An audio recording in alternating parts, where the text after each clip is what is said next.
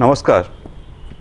मैं Satish Agarwal city channel के दर्शकों की सेवा में उपस्थित हूँ अपनी लोकप्रिय स्वास्थ्य विषयक धारावाहिक हेल्थ केयर के साथ।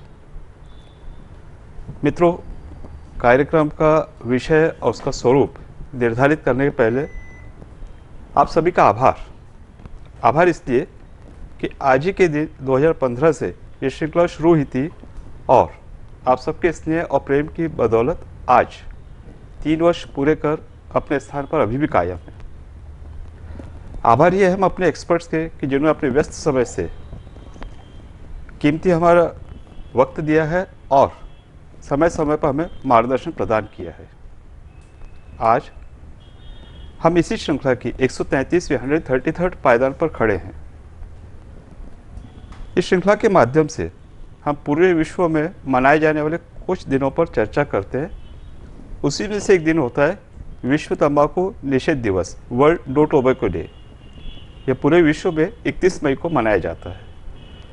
इसका उद्देश्य है कि तंबाकू और तंबाकू जन्य पदार्थों से जन सामान्य में होने वाली बीमारियों और दुष्परिणामों की चर्चा कर उन्हें उसके विषय में आगाह कर इस प्रवृत्ति को रोकना होता है। और हम अपने आप को बड़ा सौभाग्यशाली मानते हैं कि इस विषय पर चर्चा हेतु आज शहर के 2 सीनियर वरिष्ठ विशेषज्ञ हमारे साथ मौजूद है। मेरा कर्तव्य बनता है कि मैं आपसे उनका परिचय कराऊं। मेरे दाहिनी ओर डॉक्टर मिलिंद जी नाफड़े हैं, जो शहर के जाने माने दंत रोग चिकित्सक है। वरिष्ठता उनकी इसी हिसाब से अंदाज लगा सकते पिछले 25 वर्षों से अमरावती वासियों को अपनी सेवाएं दे रहे हैं और अमरावती डेंटल कॉलेज में बतौर प्रोफेसर काम करते हैं। सर, स्टूडियो में आपका हार्दिक स्वागत है। मेरे बाईं ओर डॉक्टर विद्या जी खाड़े हैं, जो सरकारी सेवा में एक लंबे समय से अपना अनुभव देती आ रही है।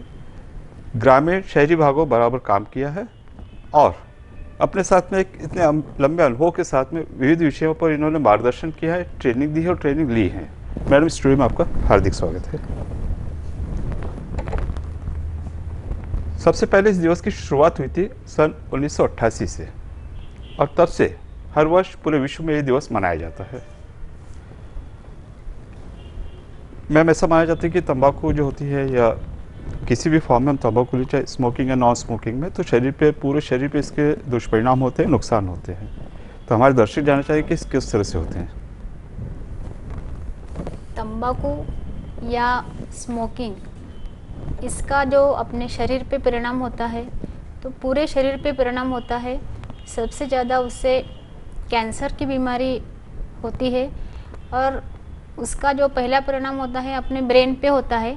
उसके वजह से पैरालिसिस होता है अपने शरीर पे और जो आँखों की रोशनी है वह कम हो जाती है और उसके बाद में अपने को जो मुंह में छाले आ जाते हैं, मुंह में अनेक प्रकार की बीमारियां होती है और जो छाती का भाग है, चेस्ट में भी उसका परिणाम होता है। खांसी होती है तंबाकू जन्य पदार्थ और स्मोकिंग करने की वजह से, और जो खांसी कुछ दिन तक रहने के बाद में उसका टीबी पे भी रूपांतर होता है। उसके बाद में जब पेट में कभी कभी उसकी वजह से पेशेंट को एसिडिटी बढ़ती है, उल्टी, जी मचलना, इस टाइप से लक्षण बढ़ते हैं। और तंबाकू खाने से, स्मोकिंग करने से अल्सर की जैसी बीमारियां होती है और लेडीज़ में कभी कभी वंध्यत्व का भी प्रमाण इसके वजह से देखा जाता है। और इसका परिणाम जब बहुत दिन तक तंबाकू सेवन करते हैं, स्मोकिंग करते हैं, तो जो हाथ पैर की जो उंगलियां हैं तो उसके उंगलियों में बधिरता आता है और उसके बाद में वो जो अपनी उंगलियों में काले चट्टे गिर जाते हैं। इस प्रकार से अपने शरीर पे उसका परिणाम होता है। तो संक्षेप में हम माने कि शरीर के हर अंग पर, हर सिस्टम पर इसका दुष्परिणाम होता है। यानी फायदा कुछ नहीं होने को सिर्फ नुकसान ही है। मित्रों, इस साल का जो विषय है, थीम है, वो है स्मोकिंग हार्ट डिजीज। तो मैम, हार्ट पे भी इसका कोई असर होता है? और हार्ट पे भी होता है, तो उसके वजह से अपने को बीपी बढ़ता है और बीपी बढ़ने की वजह से अपने को हार्ट अटैक भी आ सकता है। इस प्रकार से हार्ट पे भी उसका स्मोकिंग का परिणाम होता है। नहीं, तो ऐसा माना जाता है कि तंबाकू चाहे हम जिस रूप में लें, मैंने बताया कि स्मोकिंग या नॉन स्मोकिंग, जिस रूप में आप लें, शरीर पे उसका दुष्परिणाम होता है। उसका मुख्य कारण ये होता है कि जो हमारी रक्तवाहिनियाँ होती हैं, नसें होती हैं, वो सिकुड़ती हैं, तो उस भाग में ब्लड सप्लाई कम होता है और उस तरह से दुष्परिणाम होते हैं। सर, आज जिस विषय पर हम चर्चा कर रहे हैं, बतौर डेंटल सर्जन, दांतों का, जैसे मैंने बताया कि मुंह की बहुत सारी बीमारियां होती है, तो इस विषय पर चर्चा आपको कहाँ तक उपयुक्त लगती है? पहले तो ये जान लेना ज़रूरी होगा कि पिछले 10 सालों में तंबाकू की इस्तेमाल के बाद आने वाली समस्याओं का प्रमाण करीब करीब 45% से बढ़ा है, जिसके कारण अभी ये ज़रूरी हो रहा है कि इस तरफ ध्यान दिया जाए या सजगता आनी चाहिए।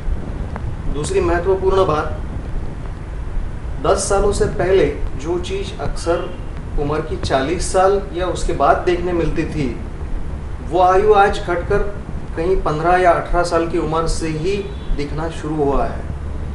अक्सर सफ़ेद चट्टे या लाल दाग मुंह में तैयार होना, जिससे जलन होना, ये जो बातें हैं, ये बहुत कम उम्र में पाना शुरू हुआ है, जो कैंसर के बदलाव के लिए बहुत पोषक रह सकती हैं। इसलिए इस पर चर्चा होना ज़रूरी है। तो एक तरफ तो मतलब जहाँ पर हम कहते हैं कि हमारा देश युवाओं का देश है, उस पर हम गर्व करते हैं, और आप बता रहे हैं कि ये बीमारियाँ उनमें ज़्यादा पाई जा रही हैं। उनमें ज़्यादा पाई जा रही है। आज का जो वार्षिक अहवाल आज की परिस्थिति में बता रहा है कि युवा वर्ग में 65% से ज़्यादा युवा तंबाकू या तंबाकू से बने हुए पदार्थों की शिकार हैं। और ये एक अक्सर ये देखा गया है कि जितनी कम उम्र में या जितनी जल्दी इन चीज़ों के इस्तेमाल के बाद बुरे परिणामों का सामना करना होगा, वो प्रमाण बहुत ज़्यादा है, जैसे 45% के भी ऊपर है। और ऐसा हमारे जितनी जल्दी शुरू होते हैं उतने लंबे सब चलते रहेगी, जितने लंबे समय तक चलती रहेगी, और आयुर्मान पे जो परिणाम होने जा रहा है वो विदारक है।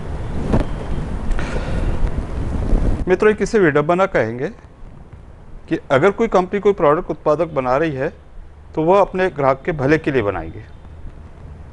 मात्र तंबाकू, तंबाकू जन्य पदार्थ या सिगारेट, बीड़ी जिस फॉर्म में हम ले, ये एक चीज़ ऐसी है कि जो कंपनी बना रही है उससे, जिससे मैडम सर ने बताया कि उससे ग्राहक को नुकसान ही होना है, मृत्यु तक हो सकती है। अब जितने उनके कंज्यूमर से उपभोक्ता हैं जो उनकी मृत्यु हो गई, तो उनकी भरपाई के लिए कंपनी को नए ग्राहक ढूंढना आवश्यक है। और ये ग्राहक जितने युवा होंगे, छोटी उम्र में इसे अपनाएंगे, वे लंबी उम्र तक उसके कस्टमर बने रहेंगे। तो इसलिए सिगरेट कंपनियों का बहुत ज़्यादा जोर होता है कि वे युवा वर्ग को, किशोर अवस्था या शायद उससे भी छोटी उम्र के बच्चों को आकर्षित करें, उन्हें अपना ग्राहक बनाएं। और जैसा सर ने कहा है कि भले ही हम दावा करें, भले हम गर्व करें कि हमारा देश युवाओं का देश है, ऊर्जा से ओतप्रोत है, एनर्जी से भरा हुआ है, लेकिन हकीकत यह है कि इनमें तंबाकू या तंबाकू जन्य बीमारियों का प्रमाण बड़ों की अपेक्षा ज़्यादा हुआ है। उपलब्ध आंकड़े बताते हैं कि पूरे विश्व में होने वाली बीमारी और मृत्यु का 80% प्रमाण निम्न और मध्यम आय वाले देशों में होता है, लो और मिडिल इनकम ग्रुप में, जिसमें हम काफ़ी प्रमुखता से हमारा योगदान, दुर्भाग्यवश ऐसा कहना होगा कि है। इस पर हमको गर्व नहीं कर सकते। गर्व नहीं कर सकते। मैं जिस तरह से मैंने कहा कि कंपनियां तो चाहती है कि उनके ग्राहक बने, वो भी युवा वर्ग से बने, तो ऐसी क्या चीज़ें होती हैं कि युवा वर्ग इनकी तरफ आकर्षित होता है और ये चीज़ें शुरू करता है? तंबाकू जन्य जो पदार्थ है सर, वो और स्मोकिंग जो बच्चे करते हैं, युवा वर्ग करते हैं, तो वो एकदम युवा वर्ग से स्टार्ट होता, चालू होता ऐसा नहीं है। तो जो ग्रामीण स्तर पे अक्सर ये देखा जाता है कि जो घर में उनके माता पिता है या दादाजी है, वो सिगरेट स्मोकिंग करते हैं या तंबाकू जन्य पदार्थ का सेवन करते हैं। उनकी घर में जो दादी रहती है वो तंबाकू चूना खाते हैं और पान में भी तंबाकू का इस्तेमाल कर सकते हैं। तो वो उनको एक छोटे बच्चे में क्यूरियोसिटी रहती है कि क्या है इसमें, ये क्या डालते हैं, वो खाने के बाद में कैसा लगता है। तो वो उसका प्रैक्टिकली खा के देखते हैं। उनको धीरे धीरे फिर ऐसी उनकी आदत बन जाती है। जब वो बच्चा अब वो 13 साल का हो जाता है तो वो किशोर अवस्था में और उनका क्यूरियोसिटी बढ़ जाती है। फिर वो उनके साथ में जो उनका फ्रेंड सर्कल रहता है उसमें भी वो अपने एक फ्रेंड्स कुछ गुटखा खाता है या कोई सिगरेट पीता है, तो कोई ऐसा है कि जो नहीं खाना चाहता, नहीं सिगरेट स्मोकिंग करना चाहता, तो दूसरा जो बच्चे हैं फ्रेंड्स है उसको ज़्यादा बोलते हैं कि ये खा के देख, उसके ऊपर प्रेशराइज कर सकते यानी हैं। मित्रों का एक दबाव होता है। हाँ, दबाव होता है मित्रों का, और उसके वजह से फिर वो टेस्ट करके देखता है, खा के देखता है, स्मोकिंग करके देखता है, फिर धीरे धीरे उसको ऐसी आदत लग जाती है। फिर युवा वो बड़ा होने के बाद में युवा अवस्था में, और वो जैसे कि उसकी आदत लग जाने के बाद में जब वो कॉलेज स्टूडेंट होता है उसको पढ़ाई करने के लिए, फिर उसको लगता है ये खाने से स्टेमिना बढ़ता, पढ़ाई ज़्यादा होती, उसके वजह से वो उसका जो है खाने का प्रमाण और बढ़ जाता है। और कुछ ऐसे लोग हैं कि जो ड्राइविंग करते हैं, और ड्राइविंग करते समय भी उनको ऐसा थोड़ा ब्रेन को स्टिमुलेट करने के लिए भी वो इसका इस्तेमाल करते हैं, और उनका स्टेमिना बढ़ना चाहिए करके, कुछ काम करने की वजह से थकान नहीं आना चाहिए, स्टेमिना बढ़ाने के लिए भी इसका तंबाकू का या स्मोकिंग का सेवन किया जाता है। तो अक्सर ऐसा देखा जाता है, ग्रामीण स्तरों में ज़्यादा है, ऐसा नहीं बोल रहे अपन कि शहरी विभाग में भी नहीं है। इसमें फिल्मों का, टीवी का, इंटरनेट का कहाँ तक असर होता है? टीवी, इंटरनेट और मीडिया का असर बहुत ज़्यादा होता है। जैसे कोई हीरो जैसे कि देखने को मिलता है वो स्मोकिंग करता है, तो बच्चों को भी लगता है या युवा को भी लगता है कि मैंने भी करना चाहिए, मैं उसके वजह से भी आजकल उसका भी प्रमाण ज़्यादा बढ़ रहा है। यानी अगर कोई सेलिब्रिटी रोल मॉडल ऐसा करता है तो बच्चे उनको देख के उनका अनुकरण करते हैं, उसके वजह से भी वो भी एक है कि जिसके वजह से टीवी है या कोई पिक्चर है, उसके वजह से भी बच्चे वो देख के ऐसा रोल मॉडल बनना चाहते हैं, और उसके वजह से वो तंबाकू जन्य पदार्थ का सेवन करना चाहते हैं। तो मित्रों, यहीं पे हमारी गुजारिश, हमारे जितने सेलिब्रिटी है, रोल मॉडल है, जो लोकप्रिय, चाहे सितारे हो, क्रिकेट स्टार हो या जो भी हो, एक नम्र अनुरोध है, कृपया इस तरह की एडवर्टाइजमेंट में, विज्ञापन में अपना योगदान ना दें, क्योंकि जो कुछ कर रहे हैं तो उनके जो फैंस हैं, उनके फॉलोअर्स हैं, उनके जो प्रशंसक है, वो आंख मीच के उनका अनुकरण करते हैं। कृपया इसे न दिखाएं। और हमारी सब मीडिया से भी एक अनुरोध है कि इस तरह के एडवाइस जितना बचें उतना अच्छा है। और ये कहते हुए गर्व होता है कि जिस चैनल पे हम लोग बात करते हैं वहाँ पर इस तरह कोई विज्ञापनबाजी नहीं होती है। सर, मैम ने बताया कि कैंसर का एक बहुत बड़ा कारण तंबाकू का सेवन होता है, चाहे स्मोकिंग या नॉन स्मोकिंग फॉर्म में। तो ये होता क्या है, इसका कारण क्या, मैकेनिज्म क्या है, किस तरह से होता है? जैसे मैडम ने कहा, शुरुआत में कुतूहल के तौर पे चखने के लिए इस्तेमाल होने के बाद एक बार उस चीज़ को आदी बनने की संभावना बढ़ जाती है, क्योंकि तंबाकू के बारे में ये जाना गया है कि तंबाकू तुरंत ही अपनी खून में पहुंचते से ही उसका असर मेंदु पर और बाकी सारी गतिविधियों पर परिणाम करता है।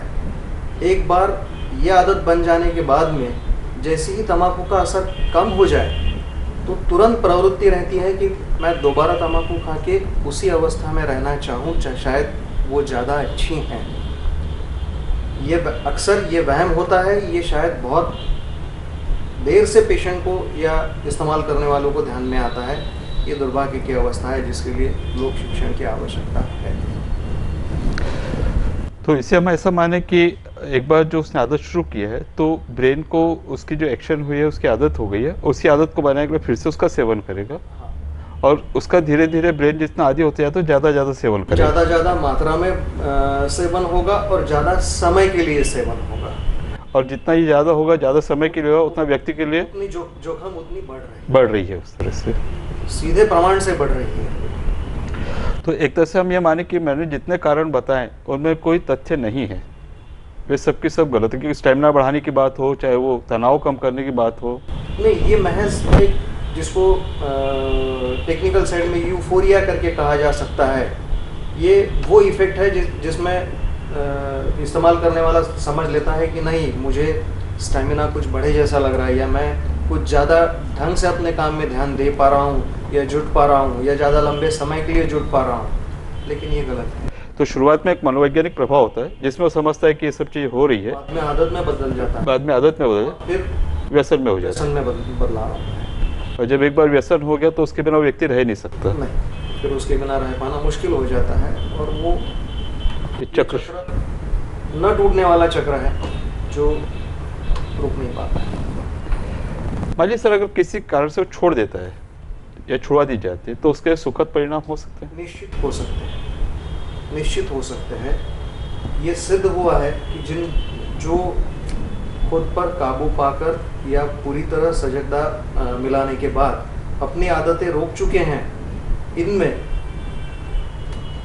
जिनकी आदतें बरकरार रही है, इनकी तुलना में कैंसर में आने वाले बदलाव का प्रमाण बहुत कम है, तुलनात्मक रीत्या बहुत कम है। तो जितना जल्दी इस आदत को छोड़े, इससे अलग हो, उतना अच्छा है। उतना हम धोखे से दूर हैं। मित्रों, अगर चर्चा का सार संक्षेप निकाले तो पहली बात तो इस तरह की आदत के हम शिकार ना हो, और किसी कारण से अगर हो भी गई तो उसको लत में ना बदले, व्यसन में ना बदले, और ये भी अगर हो गया हो तो अपनी इच्छा शक्ति का पूरा परिचय देते हुए इसे रोकने की कोशिश करें। जैसा सर बता रहे हैं कि जितनी बीमारियां मैमनर सर ने गिनाई है उन सब में कमी आ सकती है। एक बहुत ही दिलचस्प चर्चा तंबाकू और तंबाकू जन्य बीमारियों से संबंधित आज के प्रोग्राम में चल रही है। मिलते हैं एक छोटे से ब्रेक के बाद। थोड़ा सा धीरज रखिए।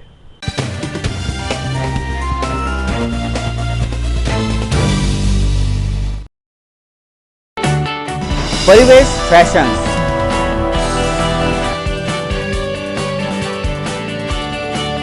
Parivesh Fashions, leggings, kurti, top, jeans, salwar suit,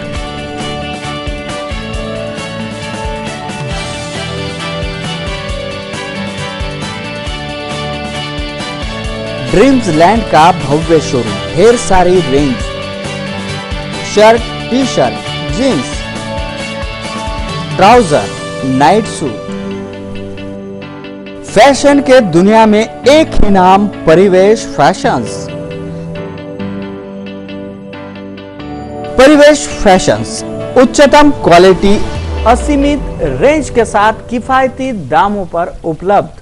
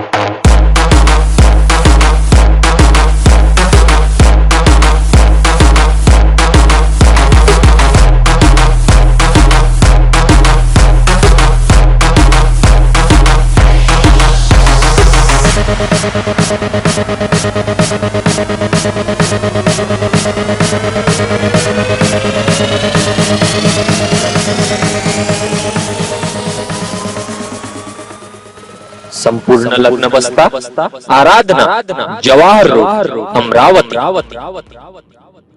मित्रों, फिर स्वागत है आपका हमारी स्वास्थ्य विशेष श्रृंखला हेल्थ केयर में। आज हम तंबाकू निषिद्ध दिवस 31 मई के अवसर पर आपसे मुखातिब हैं। स्टूडियो में हमारे साथ विशेषज्ञ डॉक्टर मिलिंद जी नाफड़े और डॉक्टर विद्या जी खाड़े। मैम, चूँकि आपने इतना लंबा समय ग्रामीण भाग में विशेषकर महिलाओं के साथ बिताया है, महिलाओं का तंबाकू सेवन, इसमें क्या संबंध पाती हैं? ग्रामीण भाग में महिला ज़्यादा तंबाकू जन्य पदार्थों का सेवन करते हैं और उन्होंने स्मोकिंग नहीं किया, फिर भी उनके घर में जो उनके पति है या बुजुर्ग आदमी है वो अगर सेवन करते हैं तो उसका असर इनके शरीर पे होता है, तो उसको पैसिव स्मोकिंग कहते हैं। तो जैसे कि वो स्मोकिंग नहीं करती, लेकिन जो उनके घर में जो पुरुष प्रधान लोग हैं, पुरुष है, वो स्मोकिंग करने के बाद में वो स्मोकिंग का जो धूर है वो उनके जब सांस लेते हैं तो सांस के द्वारा वो उनके शरीर में जाता है, और शरीर में जाने के बाद में जैसे कि स्मोकिंग करने के बाद में जो बीमारियां होती है उस टाइप से बीमारियां इन महिलाओं को हो सकती है। इस टाइप से ग्रामीण भाग में ये देखा जाता है। और वैसे तंबाकूजन्य पदार्थ का ग्रामीण भाग में सेवन किया जाता है, लेकिन ये पैसिव स्मोकिंग हो गया। और दूसरे बाद में जब कोई महिला है जो गर्भधारण करती है, तो वैसे प्रेग्नेंट लेडी में अगर वो पैसिव स्मोकिंग की वजह से उसका कभी गर्भपात हो जाता है या डिलीवरी पूरे 9 महीने के बाद ना होते हुए 6वें 7वें महीने में हो जाती है, जिसको प्री टर्म डिलीवरी कहते हैं, और बच्चा जो है वो कम वजन का होता है, और ऐसे बच्चे में कभी कभी कानों की बीमारियां और अस्थमा की बीमारियां अक्सर पाई जाती है। तो इस प्रकार से ये अपने को देखने को मिलता है। और जो महिलाओं का है, तो महिलाओं का जो स्मोकिंग का प्रमाण है वो कम है, लेकिन ये पैसिव स्मोकिंग के वजह से उनके शरीर के ऊपर वो बहुत जो परिणाम है वो ज़्यादा दिखने को मिल रहा है। पैसिव स्मोकिंग आप जिस तरह से बोल रहे हैं, मैं समझ रहा हूँ कि अगर कोई व्यक्ति स्मोक कर रहा है, धूम्रपान कर रहा है, आसपास में जो लोग बैठे हैं उसके धुएं से उसको तकलीफ हो सकती है, तकलीफ हो सकती है। तो महिलाओं के अलावा बच्चों पे भी ये तकलीफ हो सकती है। हाँ सर, वो बच्चे को भी, जैसे कि छोटा बच्चा है वो घर में, तो वो बच्चों को भी ऐसे प्रमाण देखने को मिलता है कि वो घर के आजू बाजू में, घर में ही नहीं तो वो जब जो कोई खेलने को लिए गया है आजू बाजू में पड़ोस में, और पड़ोस में कोई स्मोकिंग कर रहा है, तो वो बच्चों के बॉडी में भी उसका वो स्मोकिंग का जो असर होता है वो होता है, और वो बच्चे उस टाइप से फिर अस्थमा के वजह से ऐसे बीमारियां उनमें पाई जाती है। तो इसको हम समझे बच्चों पे इसके दो दुष्परिणाम हो रहे, एक तो पैसिव स्मोकिंग हो रहा, दूसरा वो अपने बड़ों को देख रहे हैं तो उनमें भी वो आदतें बन सकती आदत बन जाती है। कभी कभी वो उनको देख के भी छोटे छोटे बच्चे स्मोकिंग करने के लिए, मैंने उनको लगता है कि ये स्मोकिंग क्या चीज़ है, ये ऐसा करते हैं तो अपने भी करना चाहिए, कि उसके वजह से फिर वो खुद स्मोकिंग करना चालू कर देते हैं। तो मैं तो जिस तरह से मैंने बता रही हैं कि घर के बड़े लोगों का ये कर्तव्य बनता है कि पहली बात तो वे इस तरह कोई आदत न डालें, दूसरी बात अगर कर भी रहे हैं तो कम से कम बच्चों के सामने न करें। ये एक ऐसी बीमारी है कि जिससे जो आप अगर स्मोकिंग करें तो आपके शरीर को तो नुकसान है ही है, पर आसपास के लोगों को उतनी हद तक उसका नुकसान पहुंच रहा है, विशेषकर गर्भवती महिलाओं में। कि मैम बता रही हैं कि आसपास के लोगों का स्मोकिंग महिला के ऊपर तो दुश्मन दिखाई रहा है, पर जो आने वाला शिशु है बिना किसी गलती के, बिना किसी उसकी गलती के ये दुश्मन उसे भोगने पड़ रहे हैं। कृपा करके आसपास का वातावरण दूषित न करें। सर, क्योंकि एक बहुत महत्वपूर्ण चीज़ है कि जैसे तंबाकू हुई है तो उसका मार्ग अपना मुंह होगा, और जिस तरह से एक हमारा शिष्टाचार होता है कि हम कहीं भी आने जाने वाले को एक पानदान प्रस्तुत करते हैं जिसमें तंबाकू चंद तो अक्सर होता ही है, पुराने जमाने में पान भी हुआ करता था। तो इससे होने वाली जो बीमारियां हैं उसके बारे में आप क्या कहना चाहेंगे? अक्सर देखा जाता है कि सुपारी या तंबाकू या पान और तंबाकू के साथ इसका इस्तेमाल ज़्यादातर लोगों में उसको मुंह में विशिष्ट जगह रख कर अपने काम में रुजू हो जाने की आदत रहती हैं, और ये समय घातक है क्योंकि उसे पूरा समय मिल पा रहा है त्वचा के संपर्क में रहने का, और ये जानना होगा कि उस तरह मौजूद तंबाकू से करीब 23 ऐसी अलग अलग चीज़ें निकल रही हैं जो घातक साबित हो सकती है। एक और दूसरा ये रहेगा कि अक्सर इन आदतों से मुंह के अंदर का जो बदलाव आता है, अक्सर जिसको फाइब्रोसिस करके, ओरल सबम्यूकस फाइब्रोसिस करके जाना जाता है, जिसमें मुंह खुलना धीरे धीरे कम होता है, मुंह में छाले आना, खाना खाने में जलन होना, ये चीज़ें अक्सर उस चीज़ की तरफ ये दर्शाती हैं कि इनमें फाइब्रोसिस होने लगा है। तो ये भी अक्सर कैंसर के बदलाव आने के लिए जोखिम में ये काफ़ी ऊंचा प्रमाण इनका योगदान रहता है।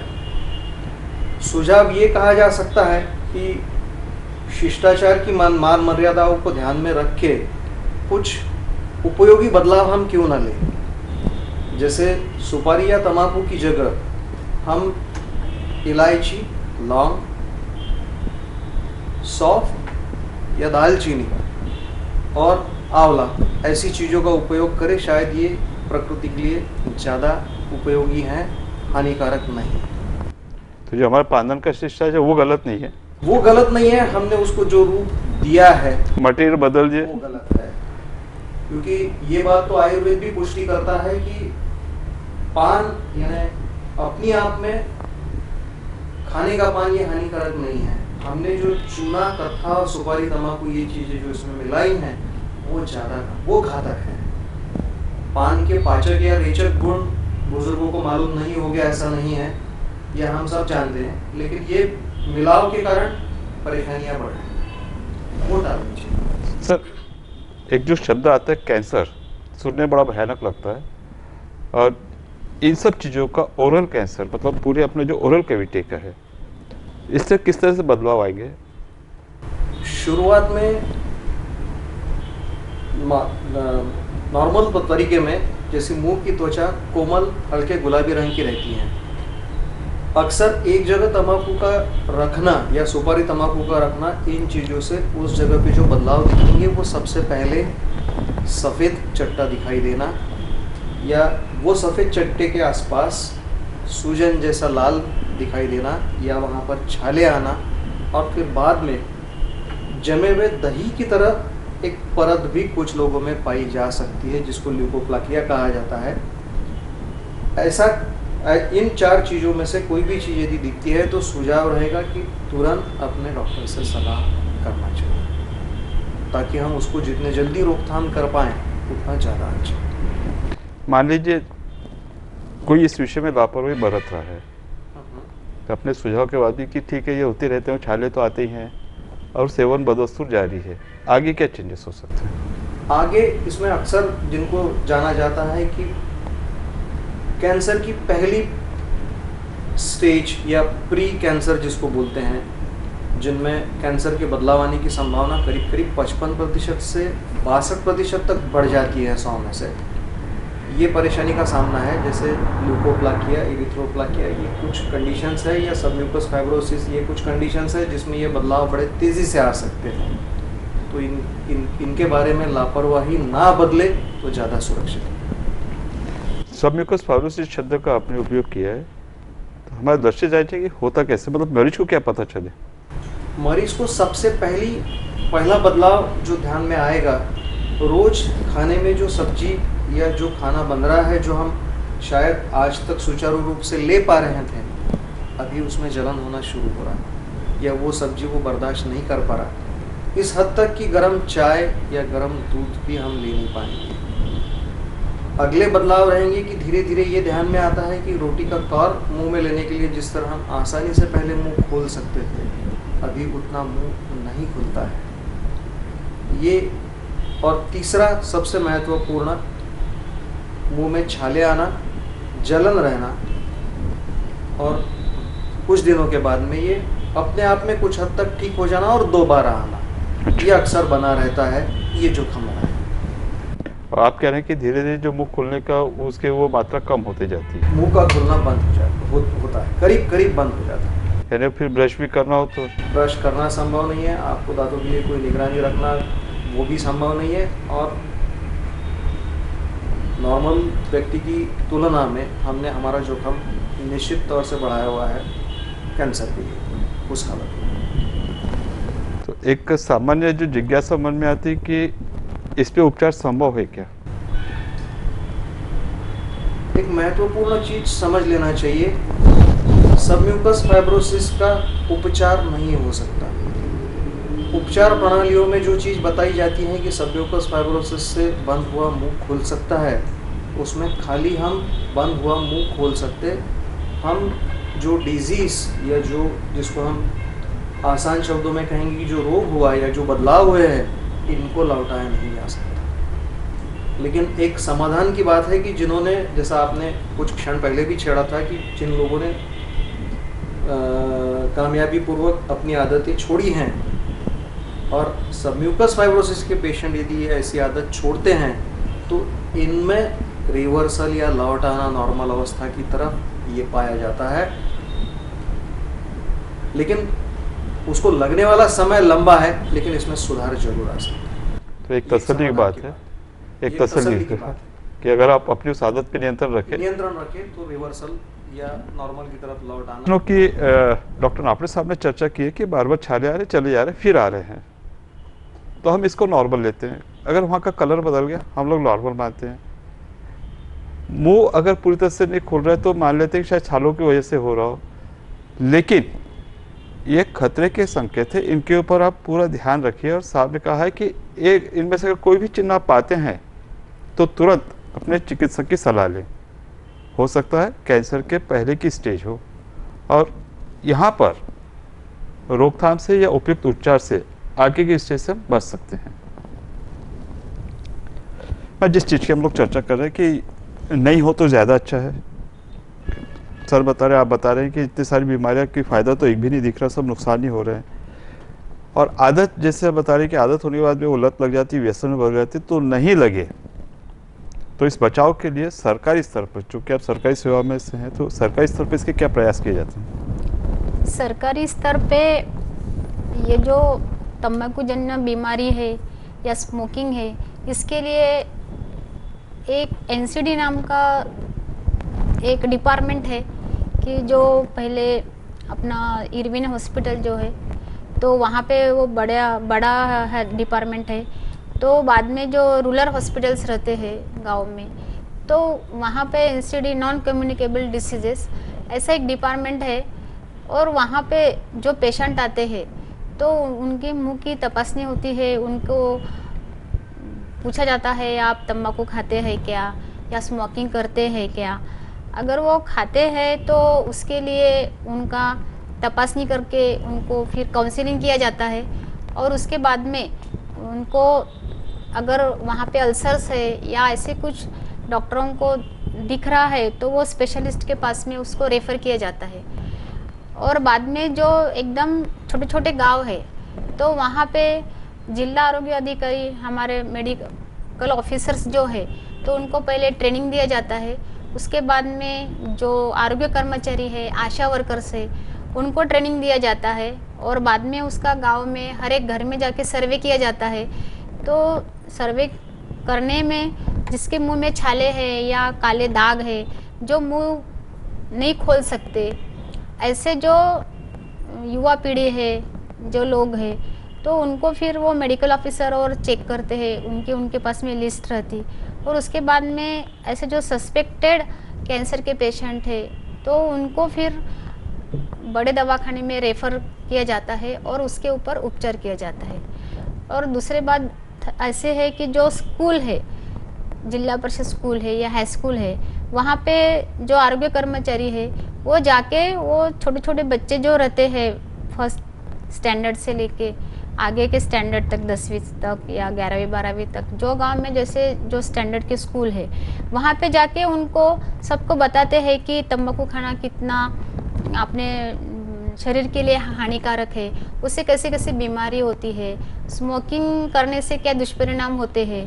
फिर वो छोटे छोटे बच्चे भी अपने दादाजी को बोलते हैं घर में जाके कि तंबाकू खाना नहीं, सिगरेट पीना नहीं, ऐसे जो बचपन से उनको बताया जाता है कि ये बहुत हानिकारक है अपने शरीर के लिए। तो ऐसा वो जन जागृति किया जाता है। इस प्रकार से ग्रामीण भाग में जो सरकारी सिस्टर्स है, जो आरोग्य कर्मचारी है, इस प्रकार का ये वर्क चलता सर। और जो तंबाकू कंपनियां जिस तरह से अपना प्रोडक्ट बेचती हैं, तो उस पर नियंत्रण के लिए सरकार क्या कर सकती है? उसके नियंत्रण के लिए जैसे कि लोगों ने खाना नहीं चाहिए करके फिर ये ऐसे जो पैकेट्स है सिगरेट के, तो ऐसे एक बहुत बड़ा चित्र दिया है कि स्मोकिंग अपने शरीर के लिए बहुत ख़राब है, ऐसा लिखा भी जाता है। लेकिन ऐसे चित्र जो है वो जैसे ये वो पिक्चर ऐसे देखने के बाद में अपने को जैसे डर लगता है कि अरे मैं ये लेने के बाद में मुझे ये बीमारी, इतनी बड़ी बीमारी तो नहीं हो जाए। तो उसके वजह से ऐसे ये देख के जो ये स्मोकिंग करने वाले आदमी है उन्होंने नहीं करने चाहिए करके ये ऐसा कंपनियों वालों ने ये ऐसा ये प्रकार से ये पैकेट के ऊपर ये पिक्चर तैयार किया हुआ है। मित्रों, इस तरह से पाया गया है कि पहले एक वैधानिक चेतावनी हुआ करती लिखित रूप में कि धूम्रपान आपके स्वास्थ्य के लिए हानिकारक है, पर ऐसा पाया गया कि जिस तरह से इसका बहुत ज़्यादा असर निम्न आय वाले लोगों में, जहाँ पर शिक्षा का अभाव होता है, तो शायद उनके पढ़ने में नहीं आए। विशेषज्ञ ने सुझाया कि अगर उसके ऊपर कोई डरावना सा चित्र और वो भी बहुत बड़े आकार में दिया जाए तो शायद सेवन करना इससे बचे। इसकी मात्रा उन्होंने बताया कि पूरे पैकेट के 85% 85% ये चित्र उन्होंने कवर करना चाहिए। जहाँ पर हम बात करते हैं कि जो हमारी तंबाकू निर्माण करने वाली कंपनियां हैं, उन्हें अपने व्यवसाय के तौर पर जब इसमें नुकसान दिखना शुरू हुआ तो हाल की घटना पड़ोसी देश से आई है कि वहाँ पर उन कंपनियों ने वहाँ के राजनीतिज्ञों को और वहाँ के स्वास्थ्य अधिकारियों से मिलीभगत कर इस चित्र को काफ़ी छोटा किया है ताकि उनको फ़ायदा हो सके। दूसरी बात, सरकार की हर बार कोशिश हर बजट में इसके ऊपर टैक्स बढ़ाती है ताकि जितनी ये महंगी होगी तो शायद उसका सेवन उतना कम होगा। हालांकि इससे सरकार को मिलने वाले जो राजस्व रिवेन्यू वो शायद कम हो सकता है, पर बात घूम फिर के वहीं आती है कि ये सब निर्भर करता है आपकी अपनी इच्छा शक्ति पर। सर, आपने कहा कि एक तरह से धक्का दिया कि हम लोग जो अब तक करते थे कि हमारा देश युवा शक्ति का है, ऊर्जा से ओतप्रोत है, और आप बता रहे हैं कि ये टेंडेंसी युवा वर्ग में ज़्यादा है। और मैडम ने बताया कि सरकारी स्तर पर ये हो रहा है कि हर गांव में हर घर में जाके उनका सर्वे किया जाता है, उनको बताया जा रहा है। तो आप इस अवसर पर हमारे दर्शकों, खासकर युवा वर्ग को इससे बचने के लिए क्या मैसेज देना चाहिए? सबसे पहला महत्व रहेगा लोक शिक्षण को, लोक जागृति जिसको हम कह सकेंगे। और जैसा बाकी समस्याओं को लेकर भी ये चीज़ सही है कि आप उस चीज़ को जितना जल्दी पकड़ पाओ उतना जल्द हम इन चीज़ों से परावृत्त करने के लिए, और जो आदी बन चुके हैं इनको इससे फिर से दूर करने में शायद कामयाब हो सकेंगे। सबसे ज़रूरी ये रहेगा इस मामले को लेकर कि हमारा खुद का मानसिक नियंत्रण उस पर हो, ताकि हम किसी की प्रलोभन में या किसी की कोशिश पर हम उसे बढ़ने ना दे या बढ़ावा ना दे, किसके दबाव में नहीं आए, किसी के दबाव में ना आए, पीयर ग्रुप के दबाव में ना आए तो ज़्यादा अच्छा है। क्योंकि अक्सर कहीं एक बार इस चीज़ को सेवन के बाद में उससे परे हट पाना काफ़ी मुश्किल होता है, तो हम दूर रहें तो ज़्यादा ज़रूरी है। और मीडिया की, जैसे मैडम ने भी बात कही है कि मीडिया से होने वाला परिणाम काफ़ी बड़ा है, तो मीडिया इसके बारे में सचेत किया जाना चाहिए। और दूसरा भाग रहेगा उपलब्धता, जिनको सरकारी तौर पे रोकने के बारे में कोशिश बरकरार है, ये कितनी कामयाब हो चुकी है ये अपने आप में एक आत्मचिंतन का विषय है। लेकिन युवा वर्ग ने खास तौर पे इससे दूर रहना चाहिए। खुद क्या यानी प्रकृति पर होने वाला परिणाम, और दूसरी महत्वपूर्ण चीज़ जिसको ध्यान में रखा जाना चाहिए कि किसी दुर्भाग्यवश किसी व्यक्ति को एक बार डिटेक्ट होने के बाद में हम चाहे सारे इलाजों को समय के अंदर इन्हें दे पाए, लेकिन आयुर्मान अपेक्षित जो बचता है वो 5 साल से भी कम है, और ये प्रमाण निश्चित ही घातक है। और घर का, जैसा हम कह रहे हैं कि नौजवान बच्चा या युवा वर्ग या फिर कुटुंब प्रमुख, जो जिसकी वजह से घर गृहस्थी सुचारू रूप से चल रही हैं, ये यदि इसका शिकार बन बैठते हैं तो ये परिस्थिति जरूर विचार करने योग्य है, या ये आवश्यकता है कि हम इस पर ध्यान दें। क्योंकि हर मिनट के पीछे एक मौत खाली मुंह या मुंह से संबंधित कैंसर की वजह से है। तो ये प्रमाण हमारी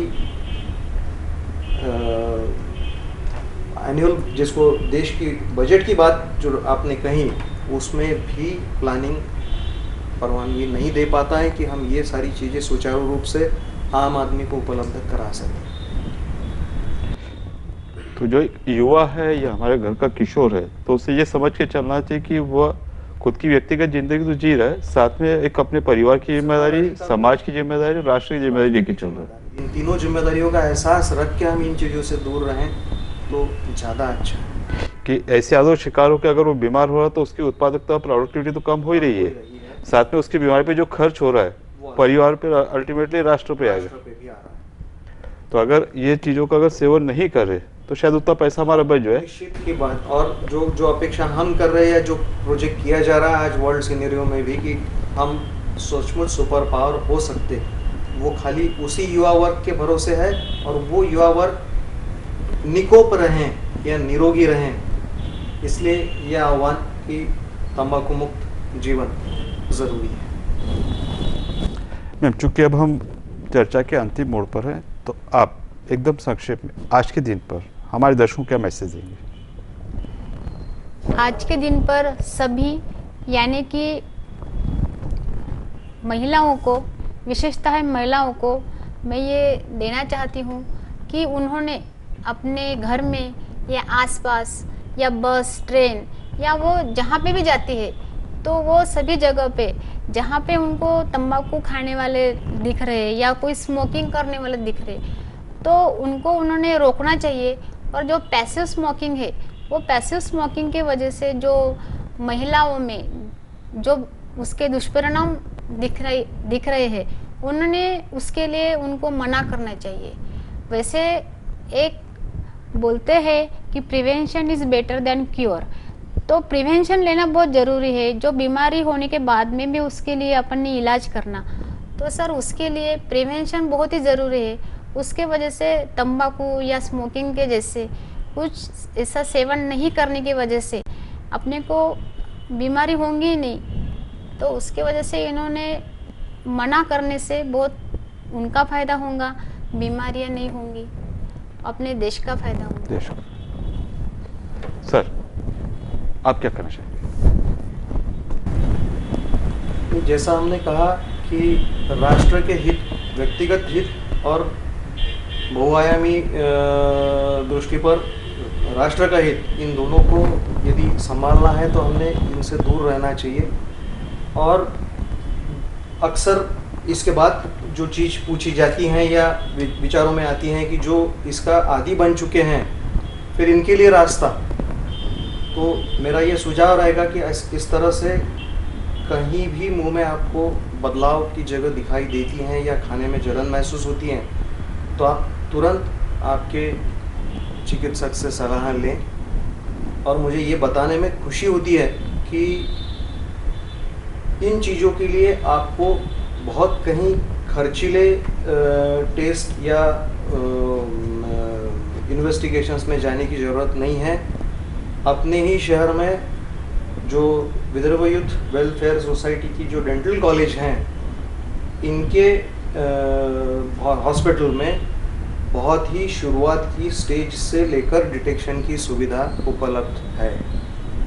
कम खर्च में, प्रैक्टिकली बहुत ही कम खर्च में, तो उसका ज़रूर लाभ उठाएं ताकि सब लोगों को या सब लेवल पर ये फ़ायदा हो सके। मित्रों, आज एक बहुत ही सार्थक चर्चा तंबाकू सेवन और उससे होने वाले दुष्परिणामों पर संपन्न हुई।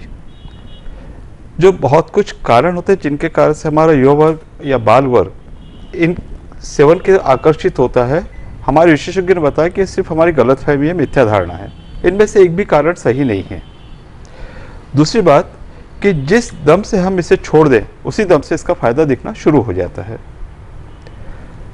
डॉक्टर तापरे साहब ने बताया कि जितनी कम उम्र से शुरू होती है, उतने लंबे समय तक ये आदत बनी रहती है और उसके ज़्यादा दुष्परिणाम होंगे।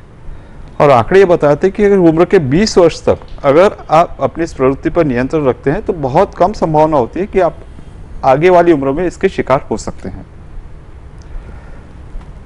आज जब हम अपने आप को गौरवान्वित महसूस कर रहे हैं कि हम अपनी श्रृंखला के 3 वर्ष पूरे करने पर आपके सम्मुख खड़े हैं, हमारी ओर से हमारे सभी दर्शकों को शुभकामना है कि आपका भविष्य वर्तमान से अधिक कल्याणकारी और स्वास्थ्यवर्धक हो। और इसमें एक बहुत बड़ा कारण है कि आप अपनी प्रवृत्तियों पर नियंत्रण रखें, संयम ये हमारे जीवन का मूल मंत्र है। मित्रों, हमारी तरफ से कोशिश हुई कि कार्यक्रम आपको अच्छा लगे, लेकिन इसका निर्णय आप और केवल आप देंगे। इसलिए स्क्रीन पर दिखाए गए नंबर पर आप हमसे प्रत्यक्ष संपर्क कर सकते हैं या व्हाट्सएप से मैसेज दे सकते हैं। घड़ी की सुइयां हमारी तो इंगित कर रही हैं कि अब आपसे विदा का समय हो गया है, इस आश्वासन के साथ कि अगले हफ्ते एक नए विषय पर एक नए एक्सपर्ट के साथ आपसे फिर भेंट होगी। अपना स्नेह और प्रेम बनाए रखिए। मैम और सर, आपने इतना अच्छा जो मार्गदर्शन किया है इसके लिए हम आपका आभारी हैं। धन्यवाद। नमस्कार।